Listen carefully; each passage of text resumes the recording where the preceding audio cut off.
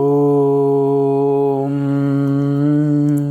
ఓం ఓం ఓం శ్రీ గురుభ్యో నమః. అథ ఉపనిషత్ శాంతి మంత్రం. ఓం సహనావవతు సహనౌ భునక్తు సహ వీర్యం కరవావహై తేజస్వినావధీతమస్తు మా విద్విషావహై. ఓం శాంతి శాంతి శాంతి. నిన్నటి వరకు మనము అంతటా వ్యాపించినటువంటి సూర్యుడు, అగ్ని, వాయువు ఇత్యాది ఉపమానాలతోటి పరబ్రహ్మ యొక్క తత్వము అంతటా వ్యాపించి ఉన్నటువంటిది. అగ్నిర్యథైకో భువనం ప్రవిష్టో రూపం రూపం ప్రతిరూపో బభూవ ఏకస్తథా సర్వభూతాంతరాత్మ రూపం రూపం ప్రతిరూపో బహిశ్చ.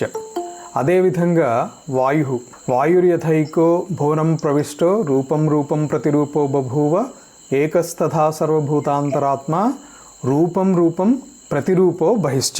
వాయువు అంతటా చరిస్తున్నప్పటికీ లేదా అగ్ని అంతటా కనిపిస్తున్నప్పటికీ కూడా తనకంటూ ప్రత్యేకంగా ఒక రూపం లేదు. దేనిని ఆశ్రయించితే ఆ రూపంలో మనకి కనిపిస్తూ ఉంటుంది. ఒక అయఃపిండము అంటే ఒక ఇనుప గుండుని కాల్చినప్పుడు గుండ్రంగా అనిపిస్తోంది. అదే ఒక పొడవైన కట్టెని కాలుస్తూ ఉన్నప్పుడు పొడవుగా ఉన్నట్టు అనిపిస్తుంది. ఇత్యాది ఉపమానాలతోటి ఉపనిషత్కారులు మనకి పరమాత్మతత్వం గురించి వివరిస్తూ దృశ్యమానము కానప్పటికీ కూడా ఆ చైతన్యం యొక్క విభూతి ద్వారా మనము పరమాత్మతత్వం ఇలా ఉంది అని తెలుసుకోవటానికి ఒక దృష్టాంతంలాగా పనిచేస్తోంది, ఒక చిహ్నంలాగా పనిచేస్తోంది. ఇలా చెప్పుకుంటూ 11వ మంత్రం. ఓం సూర్యో యథా సర్వలోకస్య చక్షుః న లిప్యతే చాక్షుషై బాహ్యదోషైః ఏకస్తథా సర్వభూతాంతరాత్మా న లిప్యతే లోకదుఃఖేన బాహ్యః. కలిపి చదువుదాం.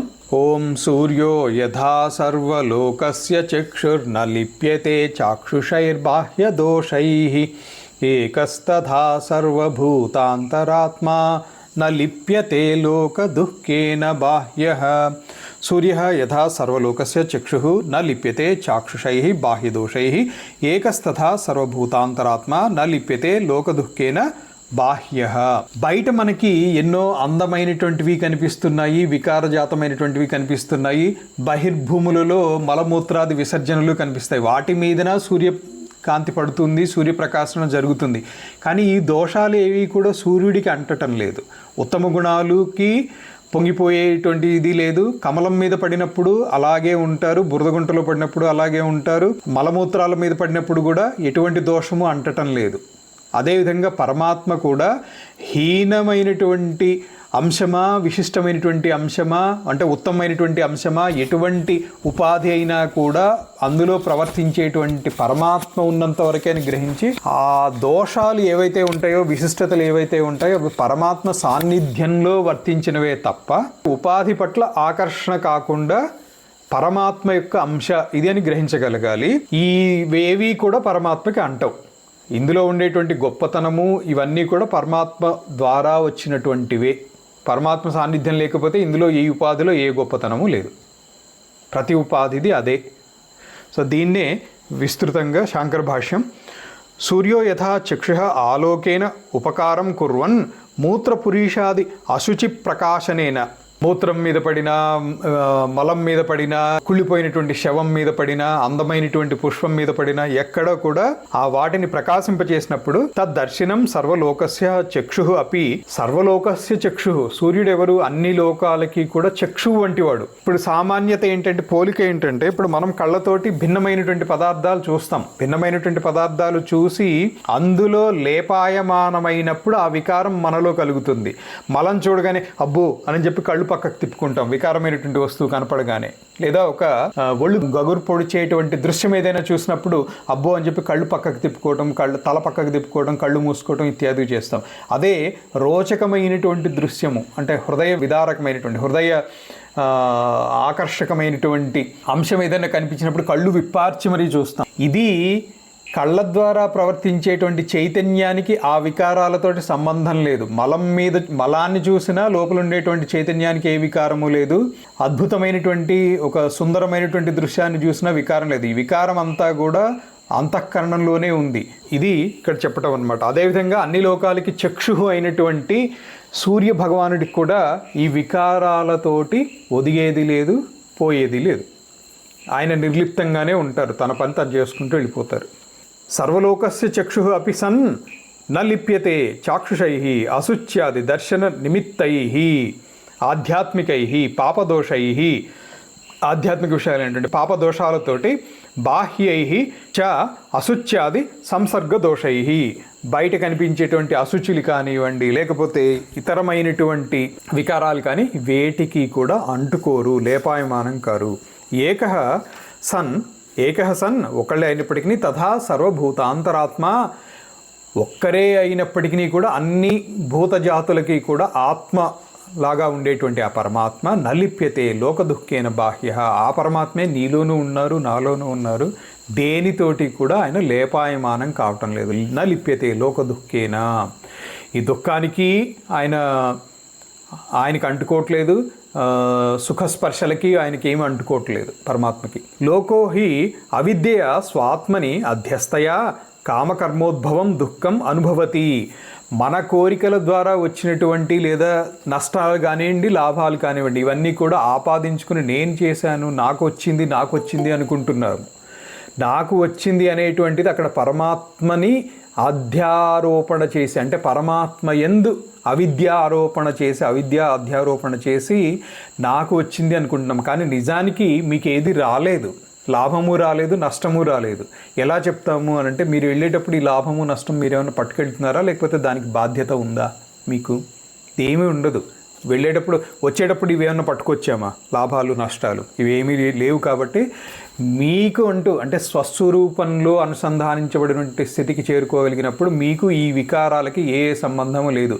అది లేదు అనేటువంటిది మర్చిపోయి ఈ కనిపించేటువంటి వికారాలకే పొంగిపోవటము, కుంగిపోవటము, సుఖపడటము, దుఃఖపడటము ఇవన్నీ చేసి కుంగిపోతున్నాము.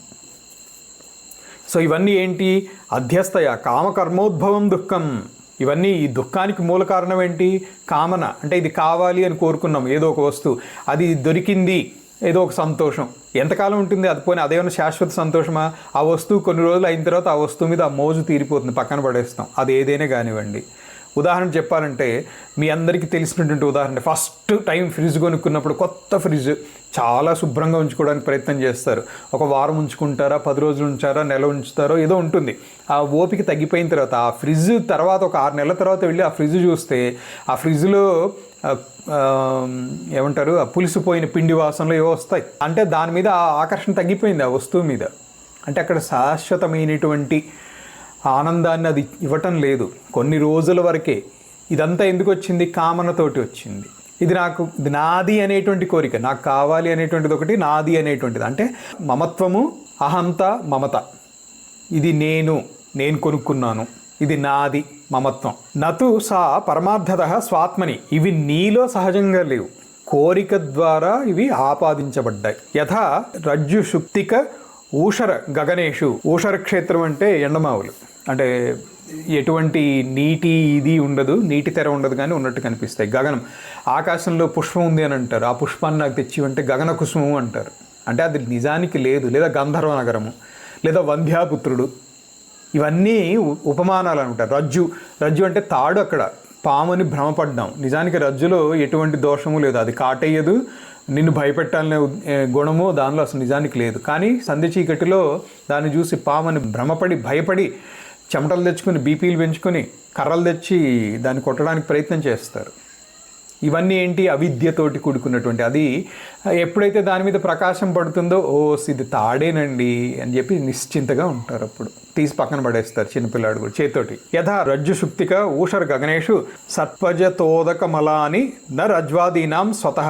అంటే రజ్జులో సహజంగా పాము లేదు, ముందు లేదు పాము, తర్వాత లేదు.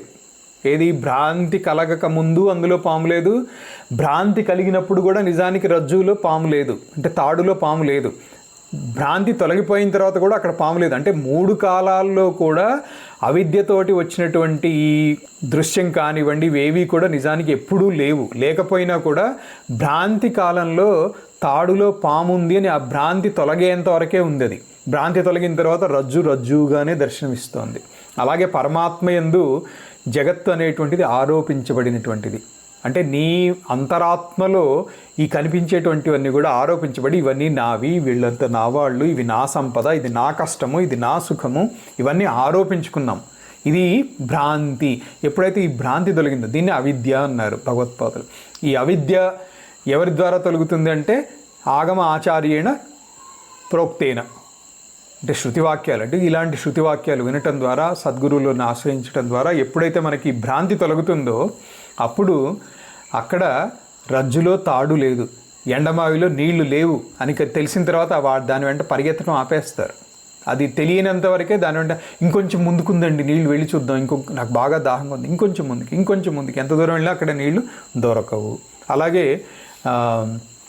ఆలుచిప్ప అంటాం. ముత్యపు చిప్ప ఎందు వెండి కనిపిస్తుంది, కానీ అది ముత్యపు చిప్ప అని చెప్పి తెలిసిన తర్వాత ఆ భ్రాంతి పోతుంది. ఇవన్నీ కూడా ఆ భ్రాంతి తొలగేంత వరకే. రజ్వాదీనాం స్వతః దోషరూపాణి సంతి. రజ్జులో కానీ ముత్యపు చిప్పలో కానీ ఎండమావిలో కానీ దోషం లేదు నిజానికి. ఆ భ్రాంతిలో దోషం వచ్చింది అంతే. భ్రాంతి కలగటం వల్ల అక్కడ దోషమైంది. భ్రాంతి తొలగిన తర్వాత దోషం అని తెలిసింది. సంసర్గిణి విపరీత బుద్ధి అధ్యాస నిమిత్తాత్ తద్దోషవత్ విభావ్యంతే. అంటే ఇది విపరీత బుద్ధి అంటే చూడవలసిన దాన్ని చూడకుండా వేరేలాగా చూడటమే విపరీత బుద్ధి. గ్రహించవలసినటువంటి దాన్ని గ్రహించకుండా వేరే దాన్ని గ్రహించటం ఏదైతే ఉందో అదే విపరీతం అన్నమాట ఇక్కడ. అంటే అది అక్కడ తాడు పడి ఉంది. కారణం ఏదైనా కానివ్వండి, సంధి చీకటి కాబట్టి అలా కనిపించిందండి అంటాం, కానీ అది కారణం పక్కన పెడితే ఆ కాసేపు అయితే మనకి భ్రాంతి కలిగింది కదా, అయ్యో పాము, కొంచెంసేపు అలా తీక్షణంగా చూస్తుంటే కదులుతుందండి, పడగెత్తుతుందండి, ఏదో చెప్తారు. ఇదంతా సాంసర్గిక దోషం అన్నమాట. ఇది విపరీత బుద్ధి అధ్యాస నిమిత్తాత్. ఆ అధ్యాస చెందటం వల్ల, అంటే తాడు ఇంతకుముందు ఎప్పుడో పాము చూసాము ఇలా ఉంటుంది అనేటువంటి ఒక ఊహ ఉంది, దాన్ని ఇప్పుడు రజ్జు యందు అధ్యాస ఆరోపణ చేశాం. అధ్యాస జరిగింది ఇప్పుడు. అప్పుడెప్పుడో చూసినటువంటి పాము, విన్నటువంటి పాము గురించి ఇప్పుడు అక్కడ అధ్యాస చేసి అది పామే, కదులుతోంది, పడగెత్తుతోంది, దగ్గరికి వెళ్తే కాటేస్తుంది. నిమిత్తాత్ తద్దోషవత్ విభావ్యంతే. అలా ఉన్నట్టుగా ప్రకాశిస్తున్నట్టుగా విభావ్యంతే, కనిపిస్తాయి అంతే. నిజానికి తద్దోషై తేషాం లోపః, అది వాళ్ళ యొక్క లోపమే. అదే వివేకవంతుడికి అక్కడ అది తాడుగానే గ్రహిస్తాడు, ఇది తాడేనండి పాము కాదు అంటాడు. కానీ భ్రాంతి చెందినటువంటి వాడు ఎంత చెప్పినా కానీ ఎవరన్నా తీసి దాన్ని లైట్ వేసి దగ్గరికి తీసుకెళ్ళి చేతితో తీసి చూసి ఇది తాడేనండి చూపించిన తర్వాత అమ్మయ్య నిశ్చింతగా ఉంటాడు. సో ఆ దోషం ఎక్కడుంది? రజ్జులోనూ లేదు, చూసేటువంటి వాళ్ళు కూడా లేదు, ఆ భ్రాంతి సమయంలో మాత్రమే ఉంది. అంటే ఏంటి? అది భ్రాంతి జనిత దోషము. లేని దాన్ని ఉన్నట్టుగా భావించటం ఆ తత్కాలానికి సంబంధించినటువంటి దోషం. అది భ్రాంతి తొలగిన తర్వాత అదే వివేక జ్ఞానము. ఆ తొలగనంత వరకు ఈ సంసారమే శాశ్వతము, ఇదే నాది, దీనికోసమే నేను తపన పడాలి. ఇది కర్మయోగం చెయ్యొద్దు అని చెప్పటం కాదు, చెయ్యండి, మీ ధర్మాలను చేయండి. గృహస్థ ధర్మాన్ని చేయండి, బ్రహ్మచారి ఆశ్రమ ధర్మాన్ని చేయండి. అందరూ ఎవరెవరి ధర్మాన్ని వాళ్ళు చెయ్యండి, కానీ భ్రాంతి లేకుండా, అంటే అహంత మమత ఈ రెండు లేకుండా చెయ్యండి అని చెప్పటమే ఉపనిషత్కారుల యొక్క ఉద్దేశము, భగవత్పాదుల వారి యొక్క వివరణ ఇదంతా కూడా. తద్దోషై తేషాం లోపః నా లోపః, వాటి ద్వారా లోపము అక్కడ లేదు. విపరీత బుద్ధి అధ్యాస బాహ్యా హి తే. ఆ విపరీత బుద్ధి బయట కనిపించేటువంటి బయట వాటి యందు అలా ఉండటంతో అయింది. తథా ఆత్మని సర్వో లోకః క్రియాకారక ఫలాత్మకం విజ్ఞానం సర్పాది స్థానీయం విపరీతం అధ్యస్య తన్నిమిత్తం జన్మ మరణాది దుఃఖం అనుభవతి. ఆ దోషం కలిగిందండి, భ్రాంతి కలిగింది, ఏం నష్టమైంది? ఆ తాడు అని తెలిసిన తర్వాత నాకు ఇప్పుడు భయం పోయింది. సో దీంతో నాకు నష్టం ఏంటి? అక్కడ తాడు పాము అనేటువంటిది ఉపమానంగా చెప్పారు, కానీ ఆ కాస్త కాలంలోనే ఒళ్ళంతా చెమటలు పట్టేసి బీపీ ఉంటే బీపీ పెరగటమో బీపీ డౌన్ అవటమో కళ్ళు తిరిగి పడిపోయిన సంఘటనలు కూడా జరుగుతాయి. కానీ అది ఆ 5 minutes 10 minutes ఇదేదో చిన్న సంఘటనే. కానీ ఇప్పుడు నిజమైనటువంటిది ఏంటంటే జనన మరణాది దుఃఖం అనుభవతి. ఏది? ఇదే సత్యము, ఇది నాది, ఇది నేను సంపాదించింది, నేను కష్టపడింది, నేను పోగొట్టుకున్నాను, నాకు నష్టం జరిగింది. ఈ భ్రాంతి ఏదైతే ఉందో ఇది నాది, నాది, నేను, నాది, మా సంబంధించినటువంటివి, వీటి పట్ల కామన ఏదైతే ఉందో దీంతో నష్టం ఏంటంటే జన్మ మరణాది దుఃఖం. ఆ దుఃఖం అనేటువంటిది అనుభవిస్తూ ఉంటాము, దాని నుంచి బయటపడము. నతు ఆత్మ సర్వలోకాత్మ అపి సన్, సర్వలోకాత్మ అపి సన్, అన్ని లోకాలకి కూడా ఆత్మ అయినప్పటికీ ఆత్మ విపరీత అధ్యారోప నిమిత్తేన నా లిప్యతే అన్నమాట. ఇక్కడ ఈ పరమాత్మ అనేటువంటిది విపరీత అధ్యారోప నిమిత్తేన నలిప్యతే. ఏ విధంగా అయితే తాడు ఎందు పాము అనేటువంటి భ్రాంతి కలిగినప్పుడు తాడులో పామేమి లేదు, నిజానికి భ్రాంతి కలిగింది చూసినటువంటి వాడికి. తాడు తాడుగానే ఉంది ఏ కాలంలో కూడా, భూతకాలంలోనూ వర్తమాన కాలం అంటే చూడకముందు, చూసేటప్పుడు, చూసిన తర్వాత తాడు తాడుగానే ఉంది. తాడులో దోషం ఎప్పుడూ లేదు, తాడులో పాము ఎప్పుడూ లేదు. అలాగే పరమాత్మలో జగత్ అనేటువంటిది ఎప్పుడూ లేదు. మనకి నిజం తెలియకముందు లేదు, మనం ఇప్పుడు చేస్తూ ఉన్నాము ఈ జగత్తులో. ఎవరో బోధ చేస్తున్నాము, ఎవరికో బోధ చేస్తున్నాము, ఎవరో వంట చేస్తున్నాము, ఎవరికో తినిపిస్తున్నాము. ఈ దోషము ఏదైతే ఉందో ఇందులో ఈ సత్యత్వం నేను చేస్తున్నాను, ఇది నాది, ఈ భావనలు ఇవన్నీ కూడా కలగక ముందు పరమాత్మగానే ఉన్నారు, కలిగినప్పుడు కూడా పరమాత్మ తను తానుగానే ఉన్నారు. భ్రాంత చిత్తుడు ఎవరైతే ఉన్నారో అవిద్యకు లోబడినటువంటి వాళ్ళకి పరమాత్మ జగత్తులాగా కనిపిస్తున్నారు. అది అధ్యాస. తాడు పాములాగా కనిపించింది, కానీ నిజానికి పాము అసలు ఎక్కడ ఎప్పుడూ లేదు. విపరీత అధ్యారోప నిమిత్తేన నలిప్యతే లోక దుఃఖేన, లోకంలో అనుభవించేటువంటి దుఃఖాలకి వీటికి దేనికి కూడా పరమాత్మకి సంబంధం లేదు, లేపాయమానం కారు. కుతః బాహ్య, కుతః అంటే ఎందుచేత, బాహ్య రజ్వాదివతేవ విపరీత బుద్ధి అధ్యాస బాహ్యో హి స ఇత్. ఇందాక నేను చెప్పింది ఆల్రెడీ. ఎందుకంటే తాడు అనేటువంటి దాని యందు సర్పం అనేటువంటిది ఏ కాలంలోనూ లేదు. అందుకని అది విపరీత బుద్ధి అధ్యాస కలిగినప్పుడు మాత్రమే అలా ఉన్నట్టు అనిపించింది. కానీ ఆ సమయంలో కూడా నిజానికి సర్పం లేదు అక్కడ. తాడులో తాడుగానే ఉంది, సర్పం అనేది అసలు అక్కడ ఏ కాలంలోనూ లేదు. జగత్ అనేటువంటిది ఏ కాలంలోనూ లేనటువంటిదే. భావించిన కాలంలో అంటే అవిద్యా దూషితమైనటువంటి అంతఃకరణంలో భాసిస్తున్నట్లుగా కనిపిస్తోంది తప్ప నిజానికి లేనిటువంటి వస్తువు ఎప్పుడూ లేదు, అసద్వస్తువు ఎప్పటికీ లేదు. ఈ జ్ఞానం ఎవరైతే పొంది సర్వదా ఆ చైతన్య స్ఫురణని ప్రతి దానిలోనూ సాధన చేస్తూ ఉంటారో సాధన కాలంలోనే మీకు కొంత అనుభూతి కలుగుతుంది, ఆనందం అనేటువంటిది. సాధన దృఢపడిన తర్వాత ఆనందం ఇంత అని చెప్పడానికి ఎవరికీ సాధ్యం కాదు. ఇవి తర్వాత మంత్రాల్లో, ఉపనిషత్ మంత్రాల్లో చెప్పుకుంటాము. 12వ మంత్రము.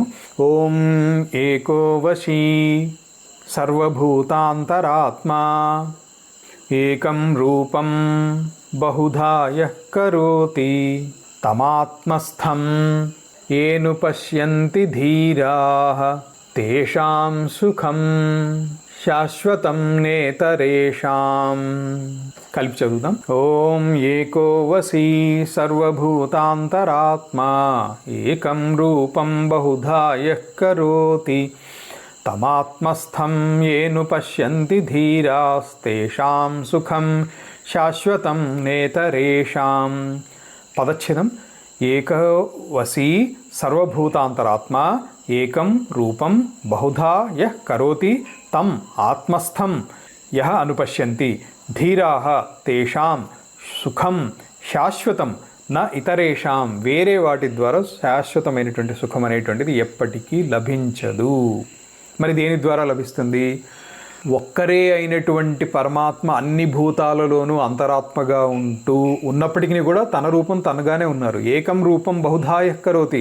తను ఒక్కడే అయినప్పటికీ అనేక జీవులుగా కనిపిస్తూ ఉన్నట్టుగా ఉన్నారు. తం ఆత్మస్థం, ఆ పరమాత్మని నీ ఆత్మయందు ఉన్నటువంటి ఆ పరమాత్మని యః అనుపశ్యంతి, ఎవరైతే చూస్తారో అంటే అనుభూతిలోకి తెచ్చుకుంటారో. ఇది దృగ్గోచరమైనటువంటి విషయం కాదు, ధ్యానగోచరమైనటువంటి అనుభవగోచరమైనటువంటి అంశం ఇది. పరమాత్మ అనేటువంటిది మనోవాక్ అగోచరమైనటువంటిది, ఇంద్రియాలకి లభించేటువంటిది కాదు, అనుభూతిలో తెచ్చుకోగలిగినటువంటిది, ధ్యానం ద్వారా విచారణ ద్వారా. అటువంటి ధీరుడు ఎవరైతే ఉంటారో వాళ్ళ యొక్క సుఖం ఏదైతే ఉంటుందో అది శాశ్వతమైనటువంటి సుఖం. దీన్నే ఇప్పుడు భగవత్పాదుల వారు ఏం చెప్తున్నారు, శాంకర భాష్యం, సహి పరమేశ్వర సర్వగత స్వతంత్ర ఏక న తత్ సమః అభి అధిక తత్సమో అభ్యధిక వా అన్య అస్తి. ఆయనతోటి అంటే ఆ పరమాత్మతోటి పోల్చదగినటువంటిది కానీ, సమానమైనటువంటిది కానీ, అధికమైనటువంటిది కానీ ఇంకొక వస్తువు లేదు. ఏకః ఏవ సహ, ఆయన ఒక్కరే, ఆయనకి మించినటువంటి వాళ్ళు, సరిపోలగలిగినటువంటి వాళ్ళు ఇంకొక వస్తువు అసలు లేదు.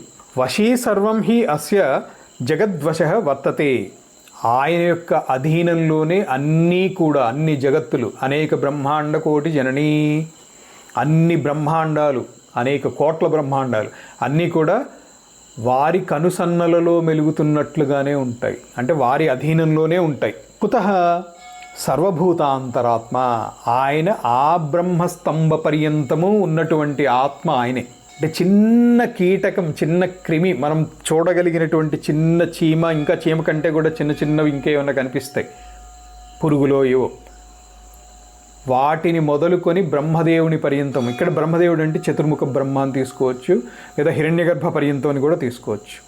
అంతటా కూడా ఉన్నటువంటి చైతన్యము, విస్తరించి ఉన్నటువంటిది ఆయనే, ఆ పరమాత్మయే. యత ఏకం ఏవ సత్ ఏకరసం ఆత్మానం విశుద్ధ విజ్ఞాన రూపం నామరూపాది అశుద్ధ ఉపాధి భేదవశేన బహుధా అనేక ప్రకారం. ఒక్కరే అయినప్పటికీ విశుద్ధ విజ్ఞాన రూపంలో గ్రహించగలిగినప్పుడు ఆయన ఒక్కరే అయినప్పటికీ నామరూపాది, నామము రూపము ఇవన్నీ తగిలించి అశుద్ధ ఉపాధి భేదవశేన, ఈ ఉపాధులన్నీ కూడా అశుద్ధమైనటువంటివి. ఎందుకని? ఇవన్నీ కూడా మెషిన్స్. మీరు చూడండి, ఒక అద్భుతమైనటువంటి పదార్థం, మంచి రుచికరమైనటువంటిది, మంచి సుగంధయుక్తమైనటువంటిది, అద్భుతమైనటువంటిది, కొన్ని వేల ఖర్చు చేసేటువంటిది, సువాసన భరితము, సురుచి కలిగినటువంటిది, చూడటానికి కూడా హృదయంగా ఉండేటువంటిది. అటువంటి ఆహారాన్ని దీనిలో వేశారు, ఈ ఉపాధిలో పడేశారు. తెల్లారేటప్పటికి అది భరించలేనటువంటి మలంగా మారిపోయింది. అంటే ఈ మెషిన్ దేనికి పనిచేస్తుంది? అద్భుతమైనటువంటి వస్తువుని కూడా భరించలేనటువంటి వాసనతో కూడినటువంటి దానిగా తయారు చేసి బయటికి తోసేస్తుంది. అంటే ఈ ఉపాధి యొక్క ప్రవర్తన, దీని యొక్క గుణం ఏంటంటే మంచిదాన్ని కూడా అలా పనికిరాని దానికే చేసేటువంటిది. అందుకనే ఇది అశుద్ధ ఉపాధి భేదవశేన, నిరంతరం కూడా అశుద్ధి జనిస్తూ ఉంటుంది. ఎండాకాలం చెమట వస్తుంది, తెల్లారులేస్తే ఒళ్ళంతా మట్టి, నలిపితే మట్టి వస్తుంది. అంతకంటే బంగారం ఏం రాదు, ఏ శరీరమైనా అంతే. తిన్నటువంటి దాన్ని అంతకుముందు ఉన్నటువంటి గొప్పతనాన్ని లేకుండా, ఒక మంచి యాపిల్ పండు కాశ్మీర్ నుంచి తెప్పించారండి, తిన్నారు, తెల్లారేటప్పటికి పనికిరానటువంటి వస్తుంది. బహుధా ఈ విధంగా భిన్న భిన్నమైనటువంటి ఉపాధుల భేదాలతోటి చాలా ఆత్మలు ఉన్నట్లుగా కనిపిస్తున్నారు పరమాత్మ. బహుధా అనేక ప్రకారం యః కరోతి స్వాత్మసత్తా మాత్రేణ, అంటే తన యొక్క సత్తా మాత్రంతో అచింత్య శక్తిత్వాత్, ఆయన యొక్క శక్తి ఇంతటిది అని మనం ఊహించడానికి కూడా, చింతించడానికి కూడా సాధ్యం కానిటువంటిది. తం ఆత్మస్థం స్వశరీర హృదయాకాశే బుద్ధౌ చైతన్య ఆకారేణ అభివ్యక్తం ఇది ఏతత్. మరి అంతటా విస్తరించినటువంటి ఆ పరమాత్మని ఎక్కడ తెలుసుకోవాలి? ఎక్కడో కొండ గుహలోకి వెళ్ళో, ఎక్కడో జనారణ్యాన్ని నుంచి దూరంగా ఏదో కాసారంలో అరణ్యాలకు వెళ్ళిపోయో, హిమాలయాల్లో గుహల్లోకి వెళ్ళిపోతే తెలుస్తారు అనేటువంటిది భ్రమ. మరి ఎక్కడ వెతకాలంటే నీ బుద్ధి గుహలోనే ఉన్నారు, నీ యందే ఉన్నారు. నువ్వు ఎక్కడున్నావో అక్కడే ఉండు, కానీ గ్రహించవలసినటువంటి అంశాన్ని గ్రహించి ఆ చైతన్యం యొక్క స్ఫురణని పట్టుకోవడానికి ప్రయత్నం చేయాలి. అప్పుడు ఆ పరమాత్మ యొక్క దర్శనము, ఆత్మదర్శనము, ఆత్మజ్ఞానము నీలోనే ఉంది అనేటువంటిది, ఆ పరమాత్మ యొక్క అంశ నీలోనే ఉంది. చివరికి నేనే ఆ పరమాత్మ అనేటువంటిది దృఢ అపరోక్ష జ్ఞానం కలుగుతుంది. నహి శరీరస్య ఆధారత్వం ఆత్మన ఆకాశవత్ అమూర్తత్వాత్. ఆయనకి రూపం అంటూ ఏమీ లేదు. శరీరం ఆయనకు ఆధారం కాదు, శరీరానికి ఆయన ఆధారం. శరీరాన్ని ఆధారంగా చేసుకుని పరమాత్మ వర్తించటంలా, పరమాత్మని ఆధారంగా చేసుకుని ఉపాధులన్నీ ప్రవర్తిస్తూ ఉంటాయి. అమూర్తత్వం అంటే ఆయనకి అదర్శనమైనటువంటిది, ఆయన చూడలేం మనం ఎవరము. ఏది ఈ మాంస గోళకాలతోటి, మాంస చక్షులతోటి చూడలేము. అందుకనే విశ్వరూప సందర్శన యుగంలో పరమాత్మ చెప్తారు అర్జునుడితోటి, నీకున్నటువంటి ఈ చక్షుషులతోటి నువ్వు చూడలేవు నాయన, అందుకని దివ్య చక్షుష్ని ఇస్తున్నాను నేను నీకు. అంటే నన్ను చూడగలిగినటువంటి, నా దర్శనం చేసుకోగలిగినటువంటి, దివ్య దర్శనం చేసుకోగలిగేటువంటి శక్తి నీకు ప్రసాదిస్తున్నాను అని విశ్వరూప సందర్శన యోగంలో చెప్పి అప్పుడు విశ్వరూపాన్ని దర్శింపజేశారు. ఆదర్శస్థం ముఖం ఇది యద్వత్ తం ఏతం ఈశ్వరం ఆత్మానం ఏ నివృత్త బాహ్య వృత్తయః అనుపశ్యంతి ఆచార్య ఆగమ ఉపదేశం అనుసాక్షాత్ అనుభవంతి. మరి ఎలా తెలుస్తుందంటే ఆచార్య ఆగమ ఉపదేశం, ఆయన దాన్ని అనుసరించి. ఇంకా ఏం చేయాలి? నివృత్య బాహ్య వృత్తయః. బాహ్య వృత్తులు ఏంటి? కంటికి దృశ్యం వృత్తి అంటే రూపరస గంధ శబ్ద స్పర్శ, ఇవి బాహ్య వృత్తులు.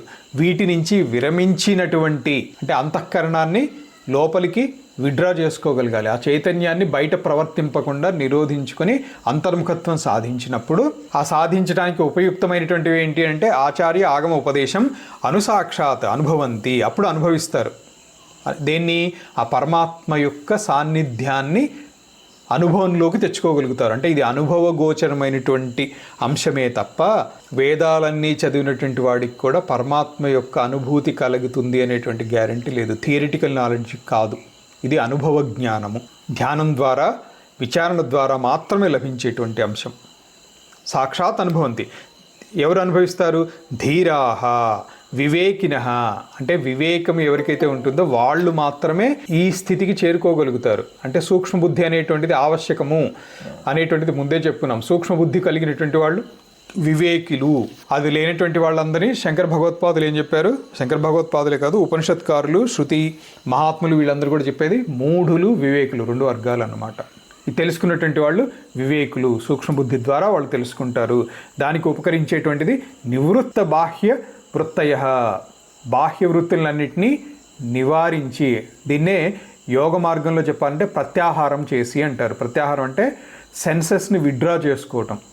కన్ను చూస్తోంది, చూసేటువంటి దృశ్యం వెంట చైతన్యాన్ని పరిగెత్తించకుండా వెనక్కి తెచ్చుకోవటమే ప్రత్యాహారం అంటే.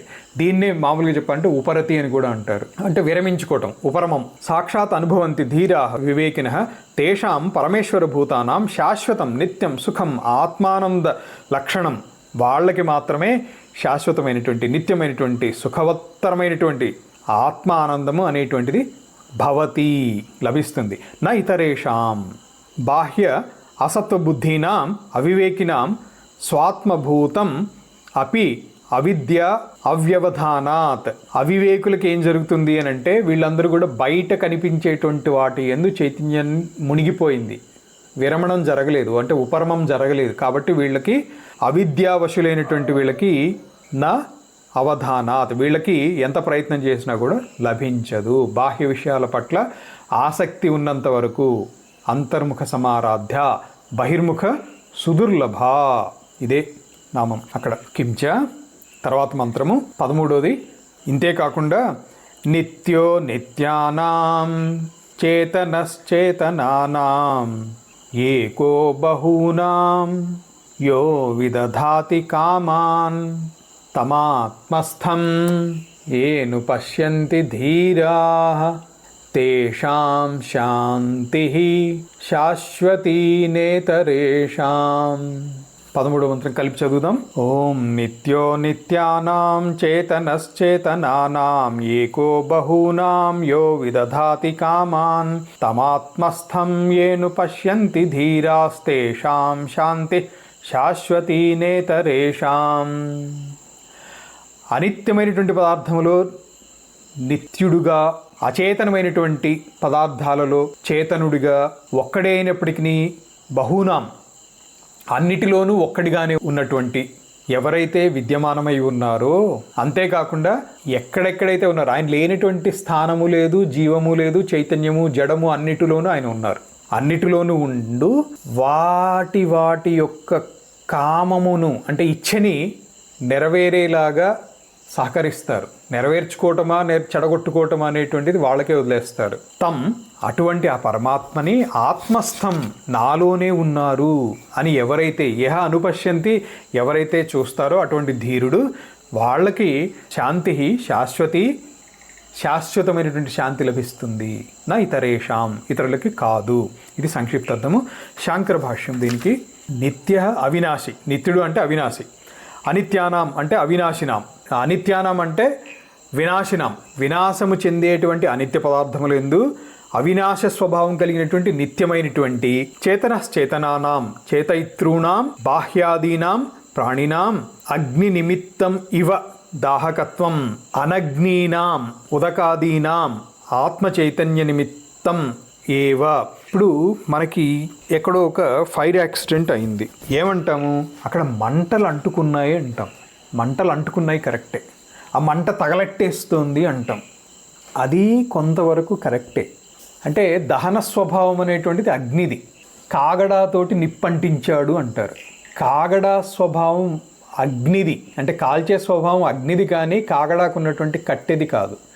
కట్టెకి చుట్టినటువంటి వస్త్రాన్ని దాన్ని నూనెలో ముంచుతారు. ఇవన్నీ కూడా కొంచెం ప్రకాశవంతంగా ఉండడానికి, ఎక్కువ కాలం ఉండడానికి ఇత్యాది కారణాలు ఉంటాయి. దహన స్వభావం అగ్నిది కానీ, అగ్నిదే కానీ కట్టెదో లేకపోతే వస్త్రానిదో లేదో నూనెదో కాదు. పెట్రోల్ పోసారండి బాగా అంటుకుంది అంటారు. దహన స్వభావము అగ్నిది. అగ్ని ఉంటేనే పెట్రోల్ కాలుతోంది, అగ్ని లేకపోతే పెట్రోల్ అంటటల్లా. ఒక నిప్పు రవ్వ, ఒక విద్యుత్ నుంచి వచ్చినటువంటి ఒక రవ్వ ఏదైనా పడితే పెట్రోల్ అంటుకుంటోంది. పెట్రోల్దే దహన స్వభావం అయితే పెట్రోల్ ట్యాంక్స్ అసలు ఉండవు, పెట్రోల్ బంకులు ఉండవు. అదేవిధంగా నీటిలోనూ చైతన్య స్వభావం ఉంది కాబట్టి ప్రవహిస్తోంది. ప్రవాహము అనేటువంటిది నీటి ప్రవాహంలో ఉన్నటువంటి చైతన్యం యొక్క గుణం ప్రవహింపచేయటం. నీటికి స్వతహాగా ప్రవాహ గుణం ఉంది అని చెప్పలేము, జలతత్వం అంతే అది. ఇదే విధంగా చైతన్యవంతం అనేటువంటి మనము చేసేటువంటి పనులన్నీ కూడా, ఏ పనులు ఏ జీవి చేస్తుందో అవన్నీ లోపల ఉన్నటువంటి చైతన్యము ద్వారా, చైతన్యము ఉండటం ద్వారా జరుగుతున్నాయే తప్ప అది సేమ్ ఆ లక్షణం అనేటువంటిది ఈవెన్ అగ్నిదేవుడికి హిరణ్య గర్భుడికి కూడా వర్తిస్తోంది. దీన్ని ఇంకా వివరంగా చూడాలనుకుంటే కేనోపనిషత్తులో చెప్తాను నేను. కేనోపనిషత్తులో ఇంద్రాది దేవతలందరూ కూడా యుద్ధం అయిపోయిన తర్వాత నేను ఇంతమందిని చంపాను, నేను వాళ్ళని ఇలా కొట్టాను, వాళ్ళని ఇలా ఎగరేసాను, వాళ్ళని ఇలా తగలబెట్టాను, వాళ్ళని ఇలా ముంచేశాను అని ఒక్కొక్క దిక్పాలురు చెప్పుకుంటూ ఉంటే వాళ్ళ మధ్యలో ప్రత్యక్షమైనటువంటి యక్షుడు రూపంలో వచ్చినటువంటి ఆ అమ్మవారు చైతన్యము విరమింపజేసి వాళ్ళ నుంచి ఒక చిన్న గడ్డి పరకను తగలబెట్టమన్నా తగలబెట్టలేరు, ఎగరగొట్టలేరు, ముంచలేరు. ఆ విధమైనటువంటి శక్తి మాది కాదు అని గ్రహించి మీరెవరు అని ఇంద్రుడు అడిగినప్పుడు చెప్తారు, ఆవిడే ఉమాదేవి. ఇది కేనోపనిషత్తులో వస్తుంది. ప్రస్తుతాంశము ఉదాహరణ కోసం, ఉపమానం కోసం అది చెప్పాను నేను దాన్ని. ఆ చైతన్యం అనేటువంటిది ఉండటంతో ఈ శక్తి అనేటువంటిది ఉంది. అంతే తప్ప అగ్నికి కూడా తన యొక్క దాహక గుణం అని ఏదైతే చెప్పుకున్నామో ఆ అగ్ని కూడా చైతన్యం లేకపోతే దహించలేరు. ఇదే విధంగా సో నిమిత్తం ఏంటి? దాహకత్వం. అగ్నిని నిమిత్తంగా చేసుకుని తగలబెట్టేస్తున్నారు. ఆ అగ్నికి నిమిత్తం ఇంకొకటి ఏదో ఉంటుంది, వస్త్రమో కట్టో ఏదో ఉంటుంది, సమిధలో ఏవో ఉంటాయి కదా, అవి అగ్ని దహించడానికి నిమిత్తం అవుతాయి. అక్కడ చైతన్య నిమిత్తమేవ ఉదకాదీనాం ఆత్మ చైతన్య నిమిత్తమేవ చేతయితృత్వం అన్యేషాం. చేతయితృత్వం అనేటువంటిది వేరే వాళ్ళది. కించ సహ సర్వజ్ఞ సర్వేశ్వర కామినాం సంసారిణాం కర్మానురూపం కామాన్ కర్మఫలాని స్వానుగ్రహ నిమిత్తాంచ కామాన్య ఏకో బహూనాం అనేకేషాం అనాయాసేన విదధాతి అంటే ప్రయచ్చతి ఇది ఏతత్. అందరి యొక్క కోరికలని, అందరి యొక్క శక్తిని కూడా, సామర్థ్యాన్ని కూడా ఆయన స్వయంగా ఎటువంటి కోరిక లేకపోయినా కూడా వీటిని అన్నిటినీ నిమిత్తంగా ఉంచి వాటికి ఆ శక్తిని అందిస్తూ వాటి ద్వారా ఆ శక్తిని వ్యక్తీకరించారు. ఇదే విభూతి యోగం భగవద్గీత. అంటే ఈ శక్తులన్నీ కూడా ఎవరి యందు ఉన్నాయి, ఎవరిని ఆశ్రయించుకుని ఉన్నాయంటే పరమాత్మని ఆశ్రయించుకునే శక్తులన్నీ ఉన్నాయి. దాహక శక్తి కానీ, ప్రవాహ శక్తి కానీ, వాయువు వీచేటువంటి శక్తి కానీ, అన్ని శక్తులు, భూమి గుండ్రంగా తిరిగే శక్తి అంటే గమన శక్తి, సూర్యుడిలో ఉండేటువంటి శక్తి అంతా కూడా పరమాత్మదే. కానీ వీరిని నిమిత్తంగా చేసుకుని ఆ పర్టికులర్ అంశాన్ని వ్యక్తీకరణ జరుగుతోంది ఇక్కడ. అనేకేషాం అనాయాసన అంటే ఇంకొకటి, ఇన్ని నిర్వర్తించడానికి ఆయనకి ఏ ఆయాసం లేదు, ఏ శ్రమ లేదు. ఇప్పుడు సూర్యుడు కంటిన్యూస్గా తిరుగుతూనే ఉంటారు, కంటిన్యూస్గా ప్రకాశం దహనం జరుగుతూనే ఉంటుంది. ఎక్కడ కూడా ఆయాసమో లేకపోతే ఈరోజు లీవ్ తీసుకుంటానండి నాకు సెలవు ఇవ్వండి అని అడిగేటువంటి అవకాశం లేదు. అలాగే వాయుదేవుడు ఆయన ఎప్పుడు కూడా వీస్తూనే ఉండాలి కంటిన్యూస్గా. ఆయనకి ఒకరోజు నేను సెలవు తీసుకుంటే ఏమవుతుంది, అది అలాంటి అవకాశం లేదు వాళ్ళకి. అది అంతటి శక్తి ఎలా వచ్చిందంటే అందులో ఉన్నటువంటి ఆ పరమాత్మది ఆ శక్తి, వాళ్ళది కాదు. అలాగే ఇందులో కూడా ఉంటూ, ఈ ఉపాధిలో కూడా ఉంటూ, ప్రతి ఉపాధిలోనూ ఉంటూ జీర్ణశక్తి, జీర్ణక్రియలు కానివ్వండి, అంటే పచన శక్తి, అలాగే ప్రసరణ శక్తి, రక్త ప్రసారణము, వాయు ప్రసారము, ఇవన్నీ నిర్వర్తించేటువంటి శక్తి ఆయనది. ఏ అలసట లేదు, ఏ ఆయాసం లేదు, అనాయాసంగా చేసేస్తారు ఇవన్నీ. తమ్ ఆత్మస్థం ఏ అనుపశ్యంతి ధీరాహ తేషాం శాంతి. దీన్ని ఎవరైతే గ్రహించి ఈ ఉపాధిలో జరిగేటువంటి క్రియలన్నిటికీ కూడా ఆధారభూతమైనటువంటి శక్తి ఆ పరమాత్మ ఇది, కానీ నాది కాదు. నేను ఉపాధి అనేటువంటి భావన ఉన్నంత వరకు నాది అని అనుకుంటున్నాం, కానీ ఇదేది నాది కాదు. నిజానికి నేను అదే. ఈ భావన ఇది ఎవరికైతే ఈ విజ్ఞానం తెలుస్తుందో, ఆ ధీరుడైనటువంటి వారు ఎవరైతే దీన్ని గ్రహిస్తారో, అనుభవిస్తారో, అనుభవంలోకి తెచ్చుకుంటారో, తేషాం శాంతి, వారికి శాంతి, ఉపరతి, శాశ్వతి అంటే నిత్యమైనటువంటిది, నిత్యమైనటువంటి శాంతి. స్వాత్మభూత ఏవ స్యాత్ న ఇతరేషాం అనేవం విధానాం. ఇంకొక రూపంలో ఇటువంటి శాంతి లభించదు, ఇంకెవరికి కూడా లభించదు. ఏ వివేకి అయితే ఇదంతా కూడా పరమాత్మ యొక్క వ్యక్తీకరణే, పరమాత్మ యొక్క సాన్నిధ్యంలోనే ఇవి జరుగుతున్నాయి, ఇదంతా కూడా పరమాత్మకి సంబంధించిందే, ఈ నిర్వర్తన సామర్థ్యం, ఈ నిర్వహణ సామర్థ్యం పరమాత్మదే, అంతకు భిన్నంగా ఇంకొకటి లేదు అని తెలిసిన తర్వాత దేనికోసం బాధపడాలి, దేనికోసం పొంగిపోవాలి? ఏదో పోయిందని బాధపడటానికి ఎవరిది పోయింది? పోనీ ఏదో అచీవ్మెంట్, ఏదో అచీవ్ చేసామనుకోవటానికి ఎవరి ద్వారా వచ్చింది? అది ఎవరిది? అది ఇలాంటి విచారణ చేస్తే, ఏ వివేకైతే ఇటువంటి విచారణ ద్వారా ఆ పరమాత్మ యొక్క సాన్నిధ్యాన్ని, పరమాత్మ యొక్క చైతన్యాన్ని అనుభూతిలోకి తెచ్చుకుంటారో వాళ్ళది నిజమైనటువంటి సుఖము, శాంతి. తర్వాత మంత్రం 14. ఓం తదేతదితి మన్యంతే అనిర్దేశ్యం పరమం సుఖం కథం ను తద్విజానీయాం కిము భాతి విభాతి వా. కలిపి చదువుదాం. ఓం తదేతదితి మన్యంతే అనిర్దేశ్యం పరమం సుఖం కథం ను తద్విజానీయాం కిము భాతి విభాతి వా. పదచ్ఛేదం. తత్ ఏతత్ ఇతి మన్యంతే అనిర్దేశ్యం పరమం సుఖం కథం ను తద్విజానీయాం కిం ఉ లేదా కిము భాతి విభాతి వా. ఏ వివేక పురుషుడైతే వివరించడానికి, అంటే వ్యాఖ్యానించడానికి కానీ చూపించడానికి సాధ్యం కానటువంటి పరమసుఖాన్ని గ్రహిస్తారో వాళ్ళనే వివేకవంతులు అన్నారు. ఇది అనిర్వాచ్యమైనటువంటి సుఖం. ఇది దాన్ని ఎలా తెలుసుకోగలుగుతాము? అది మనకి ప్రకాశవంతం అవుతుందా, అంటే మనకి బుద్ధికి సంబంధించినటువంటి విషయం అవుతుందా లేదా, ఇటువంటి విచారణ చేసినప్పుడు దాని యొక్క అనుభూతి అనేటువంటి తెలుస్తుంది. దాని యొక్క వివరణే ఇప్పుడు 14వ మంత్రంలో చెప్తారు. ఏ వివేక పురుషుడు ఈ పరమసుఖం అని తలిచేటువంటిది ఏదైతే ఉందో దీన్ని తెలుసుకుంటాడు, అంటే వివేక పురుషుడైనటువంటి వాడు దీన్ని తెలుసుకుంటాడు. అది నేను ఎలా తెలుసుకోవాలి? ఇప్పుడు మనందరికీ అదే కదా సందేహం వస్తుంది. సరే, వివేకవంతుడు అయినటువంటి వాడు తెలుసుకుంటాడు, మంచిది. మనం ఈరోజు కాకపోతే రేపు కూడా వివేకవంతులు అవ్వాలనే కదా ప్రయత్నము. మనం కూడా తెలుసుకోవాలి. తెలుసుకుంటే మనం కూడా వివేకవంతులు అని పిలిపించుకోవచ్చు. అంటే మనం కూడా వివేకము కలిగిన వాళ్ళమని నిర్ధారణ అవుతుంది. అది ఎలా తెలుసుకోవటము? అది ప్రకాశవంతం అవుతుందా లేదా? ఇప్పుడు ఇవే కదా సందేహాలు. నేను ఎలా ప్రయత్నం చేయాలి, ఎలా ప్రయత్నం చేస్తే ప్రకాశవంతం అవుతుంది, అసలు ప్రకాశవంతం అవుతుందా కాదా, ఎలా తెలుసుకోవాలి? తెలుసుకున్న వాళ్ళు వివేకవంతులు, తెలుసుకోలేనటువంటి వాళ్ళు ఇందాక చెప్పుకున్నట్టుగా మంచి చేస్తే స్వర్గానికి, చెడు చేస్తే నరకానికి, అక్కడ అనుభవించిన తర్వాత మళ్ళీ ఏదో ఒక జన్మలు ఎత్తాలి. సో తెలుసుకోగలిగితే లేదా తెలుసుకోలేకపోతే. తెలుసుకోవటం ఎలా, లేకపోతే తెలుసుకోవడానికి అసలు అవుతుందా కాదా, వివేకవంతుడు తెలుసుకోగలడు. ఇది సందేహము. దీనికి వివరణ ఇస్తున్నారు భగవత్పాదుల వారి భాష్యం చూద్దాం. 14వ మంత్రం.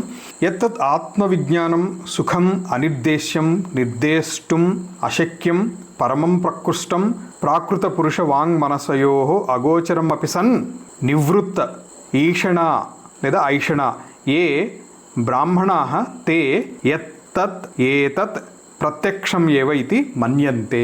అంటే బ్రహ్మజ్ఞానం కోసం పాటుపడేటువంటి వాళ్ళు, అంటే ఆత్మజ్ఞానం కోసం ప్రయత్నం చేసేటువంటి వాళ్ళు ఎవరైతే ఉంటారో వాళ్ళు ఎలాంటి వాళ్ళు? నివృత్త ఈషణ, ఈషణాత్రయం అని ఒకటి ఉంటుంది. 3 ఉంటాయి అందులో. త్రయం అనగానే 3. ధనేషణ, దారేషణ, లోకేషణ. ధనము తెలిసిందే, ధనం మీద కాంక్ష. దార అంటే సంసారం. లోకేషణ, లోకంలో కీర్తి, ఇవన్నీ కావాలి కదా. ఈ 3 ఏదో ఒకటి దానికి అందరూ కూడా కోరుకుంటారు, లోబడిపోతారు. సాధన చేసేటువంటి వాళ్ళల్లో కూడా ఈ 3 ఏదో ఒకటి పట్టేస్తుంది. ఈ ఈషణాత్రయాన్ని వదిలేసినటువంటి వాళ్ళు, ఆత్మజ్ఞానమే కావాలి అనుకునే ప్రయత్నం చేసేటువంటి వాళ్ళు ఎవరైతే ఉంటారో వాళ్ళకి తెలుస్తోంది. కానీ ప్రాకృత పురుష వాంగ్ మనసయో అగోచరం, బహిర్ముఖమైపోయి, అంటే ఈషణాత్రయానికి లోబడిపోయి ధనం కోసమో లేకపోతే కీర్తి కోసమో లేకపోతే సంసారం కోసమో పాటుపడుతూ ఉండేటువంటి వాళ్ళకి అగోచరం అపిసన్, అగోచరం అయినప్పటికీ నివృత్త ఈషణాత్ ఏ బ్రాహ్మణాహతే, ఆ నివృత్త ఈషణ కలిగినటువంటి బ్రహ్మజ్ఞానం కోసం పాటుపడేటువంటి వాళ్ళకి మాత్రం ఇది దర్శనం కలుగుతుంది, ప్రకాశవంతం అవుతుంది, ఆత్మజ్ఞానం లభిస్తుంది అని ఘంటాపదంగా చెప్తున్నారు భగవత్పాదుల వారు. కథంను కేన ప్రకారేణ తత్సుఖం అహం విజానీయాం. ఇదేదో ఆత్మసుఖం అంటున్నారు, ఆత్మవిజ్ఞానం అంటున్నారు, సుఖమైనటువంటిది అంటున్నారు, అనిర్దేశ్యమైనటువంటిది, అంటే ఇలాంటిది అని చెప్పటానికి సాధ్యం కానటువంటిది, పరమైనటువంటిది, అంటే ప్రకృష్టమైనటువంటిది, అంటే ఇంతకంటే ఇంకా మించినటువంటి ఆనందము సుఖము ఇంకెక్కడా లేదు అని చెప్తున్నారు. కథంను కేన ప్రకారేణ తత్సుఖం అహం విజానీయాం. అటువంటి సుఖం మీరు వర్ణించినటువంటిది ఏదైతే ఉందో దాన్ని మేము ఎలా పొందగలము, ఎలా తెలుసుకోగలము? ఇదం ఇది ఆత్మబుద్ధి విషయం ఆపాదయేయం యథా నివృత్త ఏషణ యతయః. దీని గురించి ఇక్కడ నివృత్త ఈషణ అనేటువంటిది ఆయన హైలైట్ చేస్తున్నారు. ఈషణాత్రయం వదిలేయాలి. ఎవరో వచ్చి పొగిడారు, బా ఎంత సంతోషంగా ఉంటుంది, మళ్ళీ చెప్పండి, మళ్ళీ చెప్పించుకుని వింటాం ఆనందం. లేదా వాళ్ళు ఇలా వచ్చి నన్ను పొగిడారండి అని చెప్పుకున్నది ఒక ఆనందపడుతుంటారు. వాళ్ళు ఒకసారి పొగిడి వెళ్ళిపోతారు, కానీ వీళ్ళు దాన్ని తలుచుకొని అబ్బో ఎంత మంచివాళ్ళు, నన్ను పొగిడారు.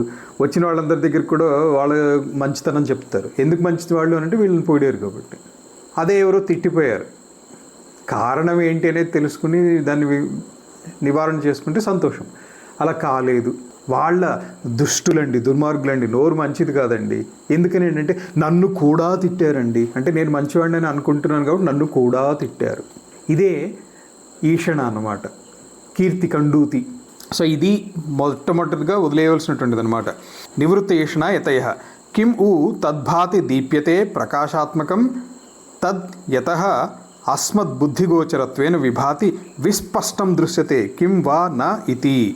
మన బుద్ధి గోచరం అవుతుందా, స్పష్టంగా కనిపిస్తుందా లేదా, నిష్కామం తోటి చేసేటువంటి యతులు ఎవరైతే ఉంటారో, యతులే అవ్వక్కర్లేదు, ఈష్ణాత్రయాన్ని జయించి సాధన చేసేటువంటి గృహస్థులకు కూడా ఆత్మజ్ఞానం లభిస్తుంది. ఆత్మజ్ఞానం ఓన్లీ కొండ గుహల్లో కూర్చునో అడవుల్లోకి వెళ్ళిన వాళ్ళకు మాత్రమే అని ఎక్కడ చెప్పలేదు. ఉదాహరణలు కూడా చెప్పారు. జనక మహారాజు, సాక్షాత్ శ్రీరామచంద్రుడు, దశరథుడు కూడా ఆత్మజ్ఞాని అనే చెప్తారు వాల్మీకి రామాయణంలో.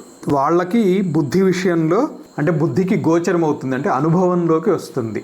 ఇది వివరించటానికి ఇలా ఉంటుందని చెప్పడానికి సాధ్యం కానప్పటికీ, వాంగ్ మనసయో అగోచరం అయినప్పటికీ బుద్ధికి ఇది అనుభూతి తెలుస్తుంది. అదే చెప్తున్నారు. అత్ర ఉత్తరం ఇదం భాతిచ విభాతిచ ఇది కథం. దానికి సమాధానం చెప్తున్నారు. అది ప్రకాశిస్తుందా అంటే బుద్ధిలో ప్రకాశిస్తుందా అంటే ప్రకాశిస్తుంది. భాతిచ విభాతిచ అంటే దీని యొక్క సమాధానం ఏంటంటే, ఇది తెలుసుకోవటానికి సాధన చేసేటువంటి వాళ్ళకి ప్రకాశిస్తుంది, విశేషంగా ప్రకాశిస్తుంది, అంటే మరింత ఎష్యూరెన్స్ అన్నమాట. ఏదో ప్రకాశిస్తుంది అని చెప్పొద్దు ఇట్లా భగవత్పాదలు. విశేషంగా ప్రకాశిస్తుంది, విశేషంగా ప్రకాశిస్తుంది. ఖచ్చితంగా వెళ్తారండి అని అంటారు. వెళ్తారండి, ఖచ్చితంగా వెళ్తారండి అన్నట్టుగా మరింత దృఢంగా చెప్పటం. సో అదే 15వ మంత్రంలో చెప్తున్నారు. ఈ ప్రకాశించటానికి తను స్వయం ప్రకాశమైనటువంటిది కాబట్టి ప్రకాశిస్తుంది అంతే తప్ప దానిని ఇంకొక వస్తువు ఏది కూడా ప్రకాశింప చెయ్యలేదు. అదే ఈ 15వ మంత్రంలో చెప్పుకుంటాము. చూసేవాళ్ళు చదవండి నాతోటి. ఓం న తత్ర సూర్యో భాతి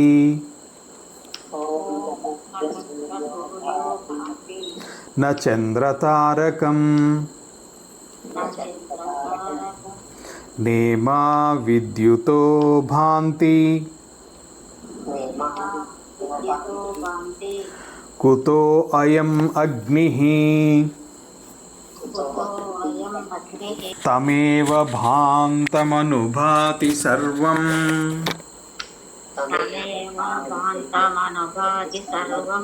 తస్య భాసా సర్వమిదం విభాతి. కలిసి చదువుదాం. ఓం న తత్ర సూర్యో భాతి న చంద్రతారకం నేమా విద్యుతో భాంతి కుతోయమగ్నిః తమేవ భాంతమనుభాతి సర్వం తస్య భాసా సర్వమిదం విభాతి. పదచ్ఛేదం చదువుతారమ్మా?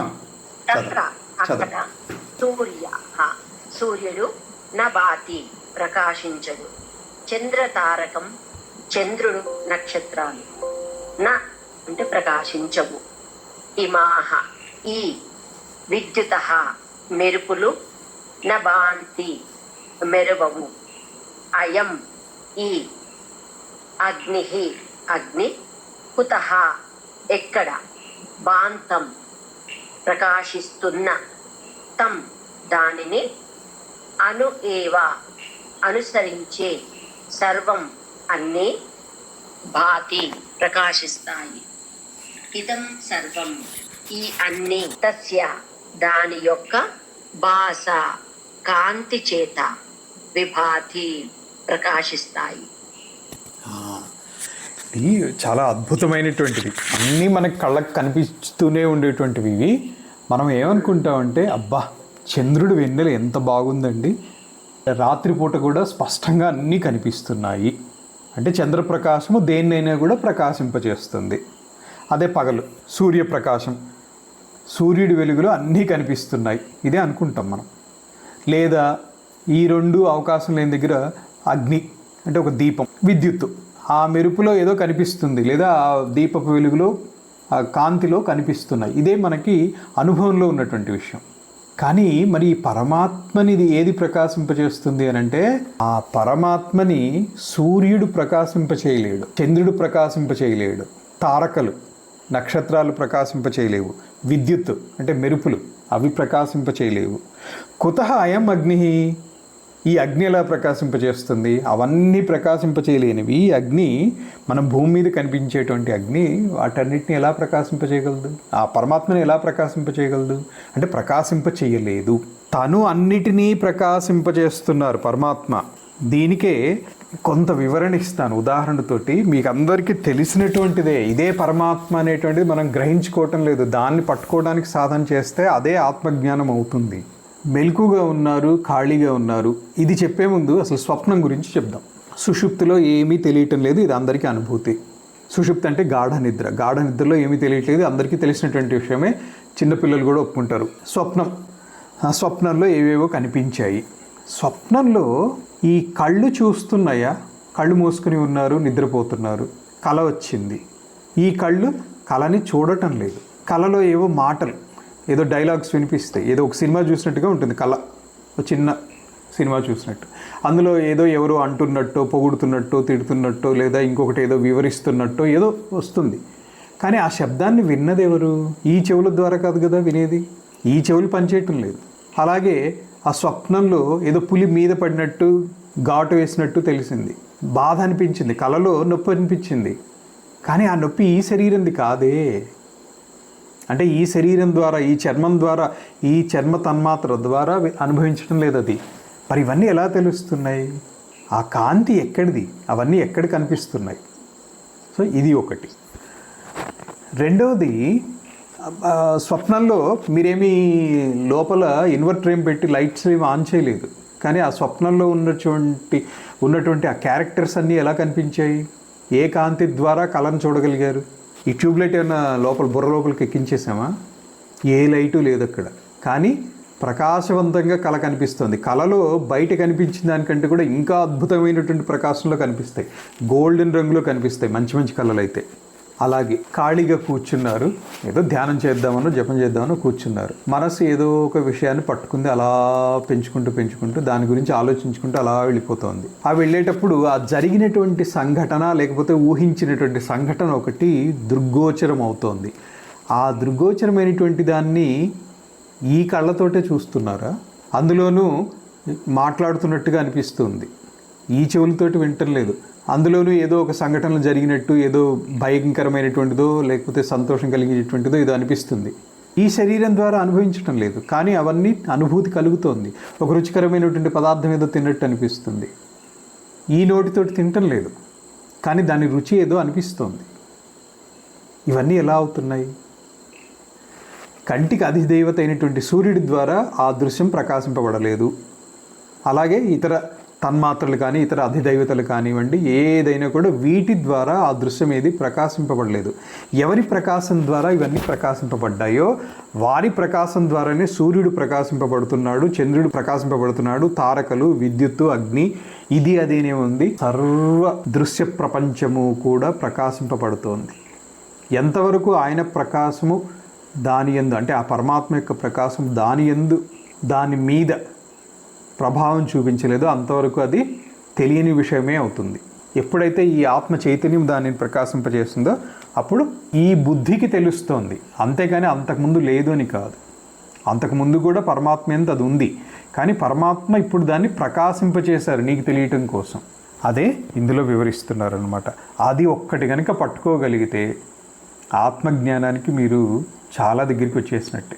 ఇంకా మిగతాది సాధన ద్వారా దాన్ని రూఢిపరచుకోవాలి. ఇప్పుడు వినటం ద్వారా మీకు థియరీ తెలిసింది, ఉదాహరణల ద్వారా అది కొంత నమ్మకం కలుగుతుంది. సాధన ద్వారా దాన్ని అనుభూతిలోకి తెచ్చుకోగలుగుతారు. దృఢమైనటువంటి సాధనతోటి ప్రత్యక్షంగా దాన్ని మీరు పట్టేసుకోగలుగుతారు. అలా అయిపోగలరు మీరు, అంటే ఆ పరమాత్మే మీరు అయిపోతారు. ఎందుకంటే సహజంగా అందరూ కూడా పరమాత్మ తప్ప ఇంకొకటి లేదు, అందరూ పరమాత్మ స్వరూపులు అంటాం, కానీ అసలు నిజానికి పరమాత్మ ఒక్కటే ఉంది. ఏ విధంగా అయితే తాడులో సర్పం అనేటువంటి భ్రాంతి కలగకముందు తాడే, మనం అది సర్పమని భ్రమించినప్పుడు కూడా తాడుగానే ఉంది, సర్పమేం అవ్వలేదు. భ్రమ తొలగిన తర్వాత కూడా తాడుగానే ఉంది, సర్పం అసలు రాను లేదు, ఎక్కడికి పోను లేదు. అంటే సర్పం అనేది అసలు తాడులో ఎప్పుడూ లేదు, ఉన్నది తాడు ఒక్కటే, అదే యథార్థ జ్ఞానం. ఉన్నది పరమాత్మ ఒక్కటే, అదే యథార్థ జ్ఞానం.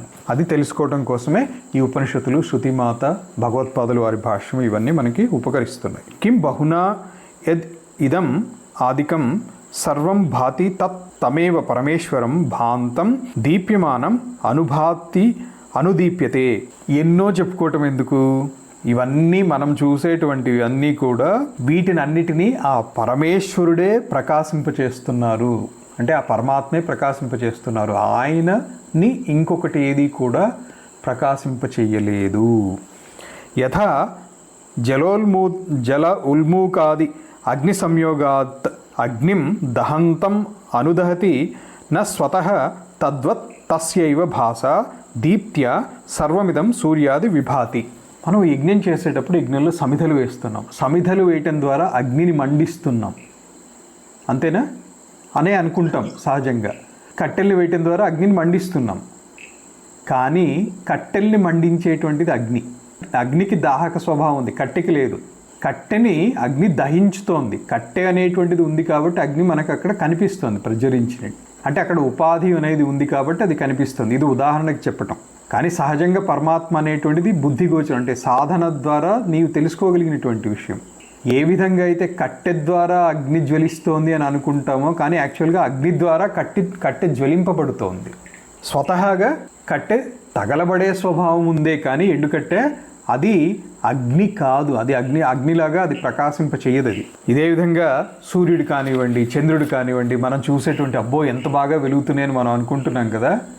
సూర్యుడు మండుతున్నాడు అంటే అందులో ఏదో మండేటువంటి పదార్థం ఉంది, ఆ మంట ద్వారా ప్రకాశం వస్తోంది.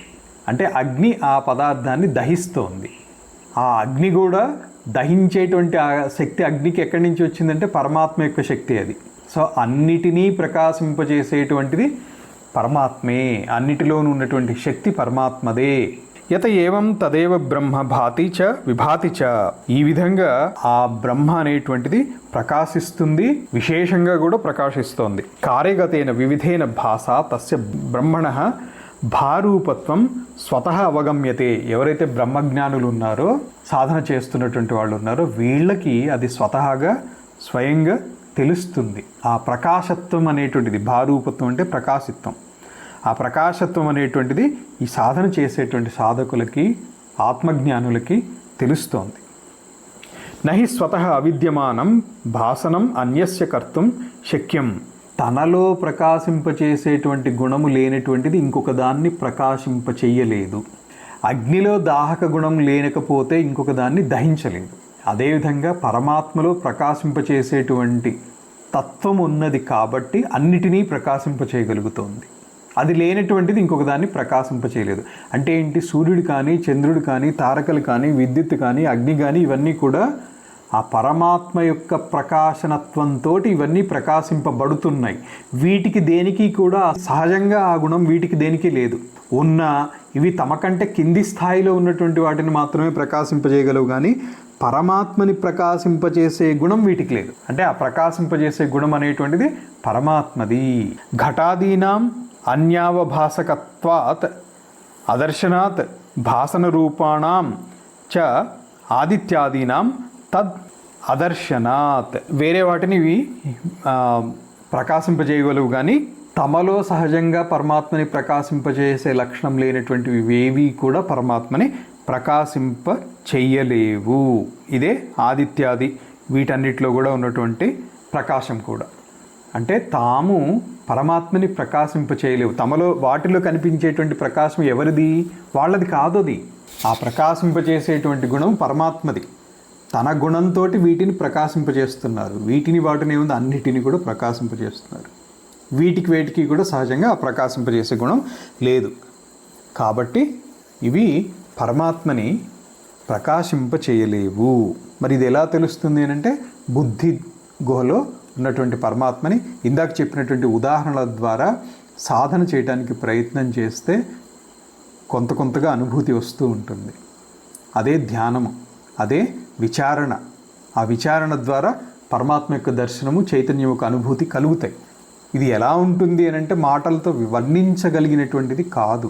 అనుభూతిలోకి తెచ్చుకోవాల్సినటువంటి అంశం, అనుభవ గోచరమైనటువంటిది. ఇదే ఇతర మతాలు ఏంటంటే సిద్ధాంతాలను తీసుకోవచ్చు. మిగతావన్నీ సిద్ధాంతాలు. ఈ సిద్ధాంతంలో ఉన్నటువంటిది ఇది ఒక్కటి అనుభవంతో కూడినటువంటి సిద్ధాంతం. మిగతావన్నీ కూడా థియరిటికల్, ఊహకు తోచినటువంటి సిద్ధాంతాలు. సో ఇప్పటికీ విరమించుదాం. ఓం సహనావవతు సహనౌ భునక్తు సహ వీర్యం కరవావహై తేజస్వినావధీతమస్తు మా విద్విషావహై. ఓం శాంతి శాంతి శాంతి. ధన్యవాదాలు.